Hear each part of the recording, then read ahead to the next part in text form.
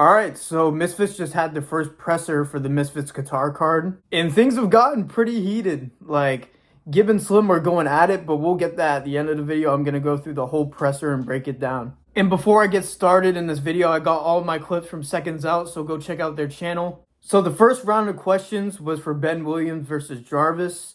And they were talking about how the first fight didn't go through because of Jarvis's injury. Then they started a little back and forth where Jarvis said he's on a different level than Ben Williams. A couple good guys. Fez Batiste is okay.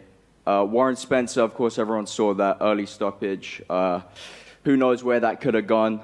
This fight's a lot different. It's a big step up for him. And, you know, I'm just going to show that I'm on a different level than he is on that night. It's gonna be a shock when he gets in there with me. Then Jarvis says he's going to build his name up in the welterweight division after he beats Ben Williams, but Ben Williams gets a bit defensive, saying he's not going to beat him. This fight is really going to solidify my name in the whole welterweight division when I beat him and, you know, put him to sleep. You're not going to beat me, bro. It's not happening. I'm going to put you to sleep. I'm going to take that belt off you like I did today. It's staying right here, bro. Nah, it's coming to Dublin. It's coming to Dublin. Then the legend Ben the Bane Davis asked him how Ben Williams thinks he's going to get Jarvis out of there, and he responds with this. I'd say another second round TKO. That's what I'm feeling. Yeah, I mean, with his pillow hands, he's not going to be able to do much. Yeah, you'll feel these pillow hands. You know, this ain't going the distance for sure. Yeah, you'll feel these pillow hands. He's going to go out. I mean, you play Fortnite for a living. Which is a pretty interesting take from Jarvis. Ben Williams didn't necessarily put Fez Batiste out of there, but he did hurt the machine, the mechanic, Warren Spencer, in their fight. He did rock him a couple times, so I wouldn't necessarily go in there not worrying about his power. I'm sure Jarvis is just saying that, but he shouldn't go in there just expecting no power out of Ben Williams. Which is about all they did with Jarvis and Ben Williams. The next thing was Jay Swinger versus Nick LMAO. And they started things off with Jay Swinger saying he wasn't happy with his last performance, saying he could do better. And I want to prove to myself, not the people, not the fans, not my family, nobody other than me. I want to show myself that I can beat this guy and be happy with my performance. I beat him last time, but I wasn't happy with my performance. So to me, that's a loss. And I'm taking this guy very seriously now. I overlooked him in the first fight, and I won't be doing that this time. Which he says that he thought he won the fight, which is interesting. It was a close fight, but I think Nick ended up winning at the time, and a lot of people agreed with me. Then Nick went on to say that he's going to do more next time, and saying that that fight was the night of his life. Kind of yapping a bit. That's why I didn't put it in this video. I don't want to put too much because I'm kind of on thin ice. I don't really know if I'm going to get copyrighted for using this much footage, but we'll see. But then Jay says that Nick has declined since their fight, which is pretty interesting. Anywhere near as good as when he fought me. I feel like he matched my energy well in that fight. But then after that, I felt like he declined, and I think he knows that. Which honestly, I thought too. Like, I thought that Nick's recent performances weren't his best. But Nick argues that was the tag team concept, and then they go back and forth about that. It's just different fights. It's a tag team is a completely different game. So it was just not my style of fighting. One-on-one. But I think if you fought the tag team fight the same way you fought me, bro, you would have taken over. You would have beat them so easy. Yeah, but it's about pacing, timing, when they can tap out. I mean, B-Dave, he's tapped out against me 11 times in 2 fights, and I've never tapped out against him. It's just the name of the game. You look scared to fight B-Dave? Me? Yeah, you looked scared to fight. You kept tagging it every time you come in. Which Nick corrected him on, saying he didn't tag at all against B-Dave and saying he wasn't scared of him. Then Jay goes in and says that he doesn't need to study Nick, which is a bit concerning. It's the game of boxing. Like, you need to study your opponent and know what he's doing. I know some of the elite boxers don't, but if you're an influencer boxer, you probably should. But he does seem to backtrack and say he is going to be prepared for Nick, but I don't know. He probably should be studying if he was being truthful about that. Never once. Okay. You can watch it back. Okay. You haven't been studying your footage, bro. Okay. I don't study you, bro. Well, don't overlook me again, because that's what happened the first time. What are you going to do? I'm not overlooking the first time you fought Gib, he had a few months of training. Then you fought Shirley's, had a few months of training. Then you fought me, had a few months of training. What are you going to do now when you fight someone with more than a few months of training? Which is a very good point. Nick is probably the most experienced boxer that Nick has faced at this point in the influencer boxing scene. So, like I said, Jay should be studying his shit. He shouldn't be playing around and underestimating Nick again. It'll get him in trouble. Then they start going back and forth about their knockout power. And then Jay says that Nick hits like a Scotch egg, which I don't even know what that means. We're going to see a different version this time. You'll see. Okay. A version of you on the floor. Nick, when he says You have no knockout power. Yo, this Mate, guy thinks this guy has zero knockout power. You had so much weight on me in the Bro, you first fight. tickled me when you got the body of a fucking rake. Punching from the hip. You got it, bro. You got an awkward style. But, Thank man, you punch like a Scotch egg. Mate, you had 20 pounds. Then next, it was Salt Poppy versus King Kenny, but honestly, they were just being super respectful and super nice to each other. Like, come on, there's a fucking influencer boxing. Somebody's got to be the heel. Then Salt Poppy was talking about that King Kenny is going to be his toughest test. And then Slim stepped in and corrected him, saying that he is going to be the toughest test that he's faced.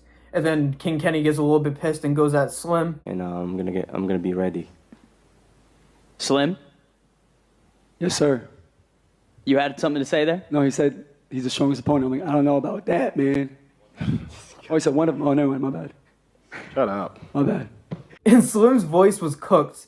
And it was because they were doing a face-to-face with him and Gib before this, so his voice was cooked this whole press conference. Then Ben asked King Kenny about the Adam Brooks fight, and then they yapped about that for a little bit.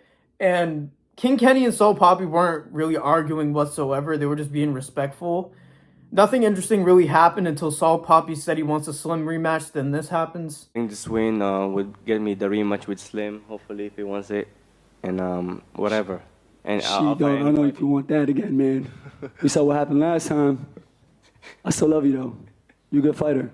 But we all remember what happened last time, though. Then shortly after, Salt Poppy said win or loss, he would want the Slim rematch at some point in the future. Then King Kenny said that he thinks Salt Poppy was winning the fight against Slim before he got caught, which is probably true. But Slim did not like hearing that at all.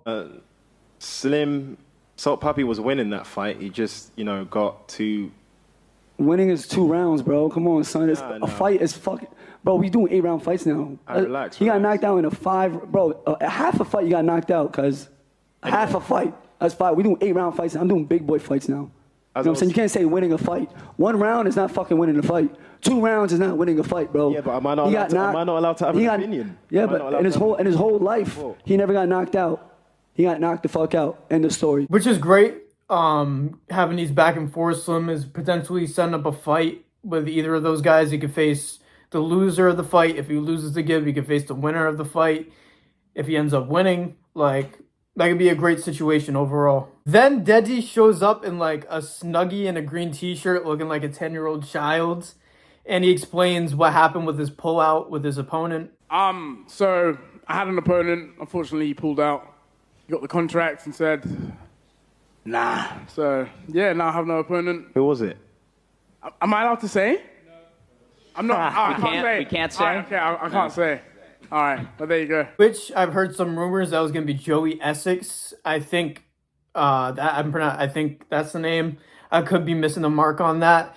People thought it was Alex Wasabi, but he has come out and said he wasn't the opponent in the first place, which I wonder why. He's probably just busy because they both said they would want this fight, but who knows? This Joey guy wasn't down in the box. I don't really know anything about him, to be honest. But Deji does make some call-outs with some excellent execution, I gotta say.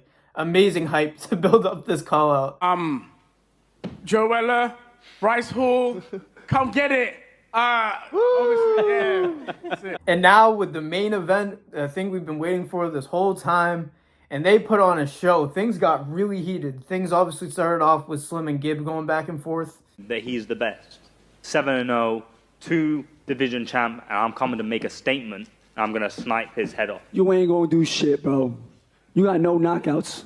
You knocked out the same dude twice. I've got more knockdowns than you in the last 3 fights. You knocked out the same dude twice, bro. I've got more knockdowns than you in the last 3 fights. Bum. Woo. How many people have you beaten up in this room? I've beaten up 2. You've beaten up 1. I've beaten more Misfit fighters than you, man. I send motherfuckers to the hospital. What do? You play tag. I don't think McBroom went to his Airbnb now.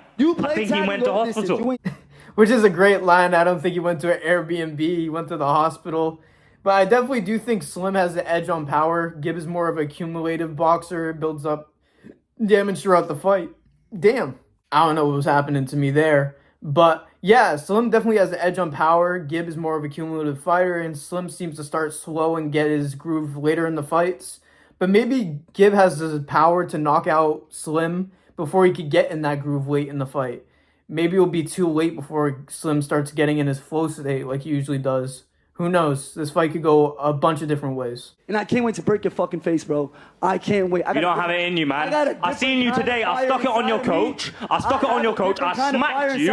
I put my forearm on your neck. And you done nothing. You thought I was scared of you. You're a fool. You're a fool. Let's get brought up a couple times. I wonder if this really happened. We're literally in the influencer boxing scene, and there's not one video of Gibbs slapping Slim. Like, come on. Like, really? What are we doing? Then Gibb has a back and forth with Andre Rozier. For the people that don't know, he is a very respected and legendary boxing coach.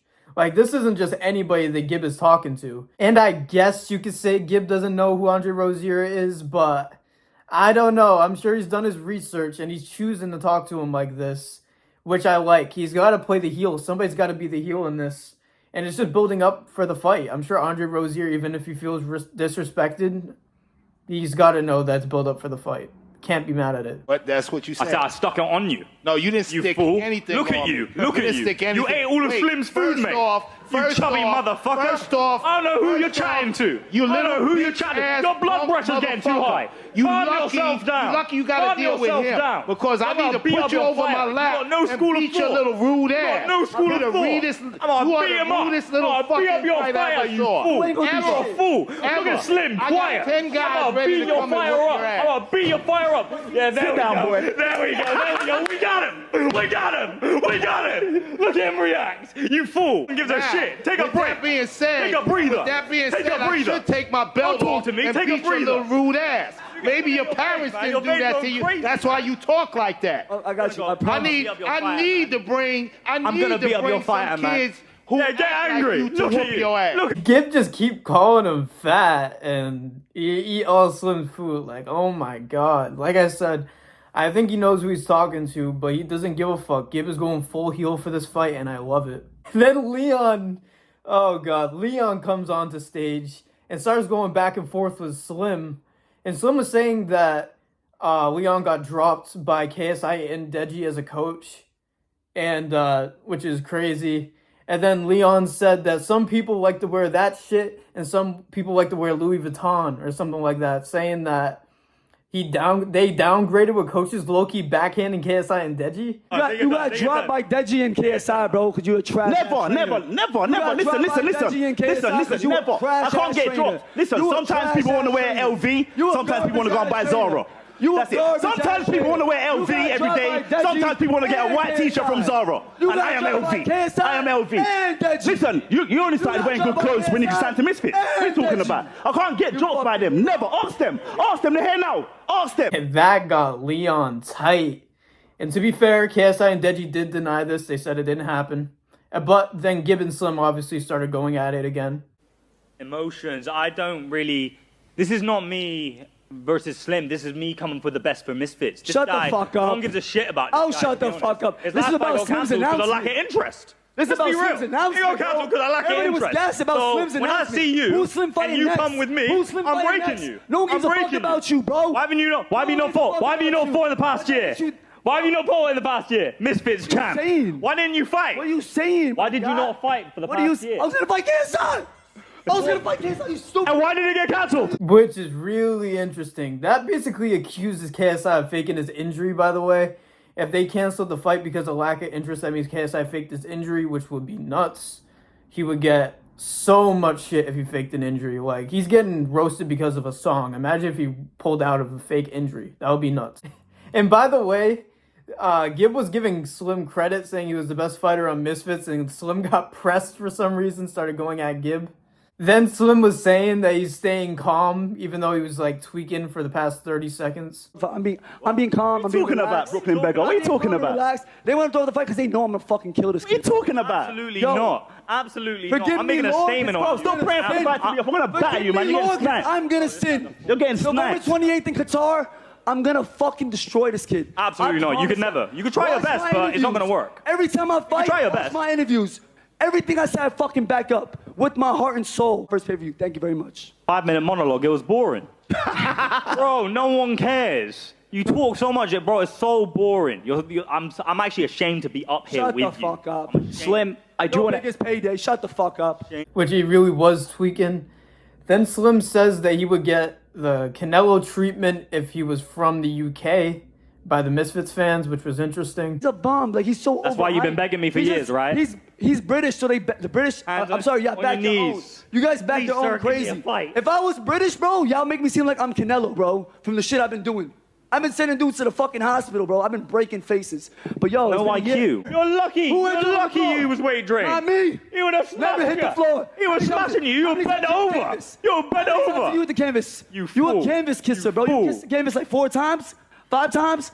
Austin McDookie dropped you, bro. I like it. I like it. I can't wait to make a statement out of this guy. No, when I'm around him, I feel really confident. No, you don't. I can't believe that there's someone as pathetic as him around. So I can't wait to beat the dog shit out of him. I'm gassed. What a pathetic human to face. You waited 5 years, you little bitch. What a pathetic human to face. You little bitch waited 5 years. Yeah, keep talking. Which they went on for a good amount of time in a row, so I just let that play through. Then there was one final exchange where Gib was saying he's giving Slim his first main event, saying that he's not a draw like that. No one cares, bro. Everybody's an edge of their seats. No, they don't. That's not no a one lie. cares. Let's look at the footage. No one cares. That's why you haven't fought. That's why you haven't fought in a year. That's why you haven't fought in a year. That's why you haven't fought in a year. Shows up when Gib fights. I gifted you your first main event, no? Shows up when I gifted you your first main event. The Misfit Champ's got his first main event because of me. Shut the fuck. His first pay-per-view because of me. I was gonna fight KSI. Anderson Gibb to come to Misfits to give this guy his first pay-per-view. And that is about it that's happened in the press conference. Wow, I don't even know how long this video is gonna be. To be honest, I had a lot of clips I had to put in this video. But overall, I am gassed about this card. This is only the first presser and they're already getting heated like that. Sure, Gib and Slim kind of carried the promotion of this in the first one, but like I said, things literally just got announced. Things will probably be heated all around when the fight's about to happen, November 28th. And I can't wait for their face-to-face. They've been teasing some clips on Twitter. Honestly, I'm not even going to play that because how many clips I got in this video already. And I'm already not really sure if my video is going to get taken down. So I hope I didn't spend all this time for nothing. So yeah, the first presser is done with. Mostly respectful. But the Gib and Slim and between the two coaches is getting really heated and it's getting really interesting. Let me know what you thought of the presser in the comments. Let me know who you think Deji's opponent is going to be. Hopefully it's Bryce Hall in my opinion. I think that's the biggest draw for the fight. Make sure you guys like and subscribe and turn on notifications so you don't miss any posts. I post 3 times a week at least on this channel. 4 times on Fight Week. Like I said at the beginning of the video, I got all my clips from Seconds Out on YouTube. Go check them out. They do highlights for pressers and for fights. Very good channel and was very helpful. Go check them out. And once again, thank you guys for listening to me yap like usual. A bit of a different video. I hope you guys appreciate it. Peace out.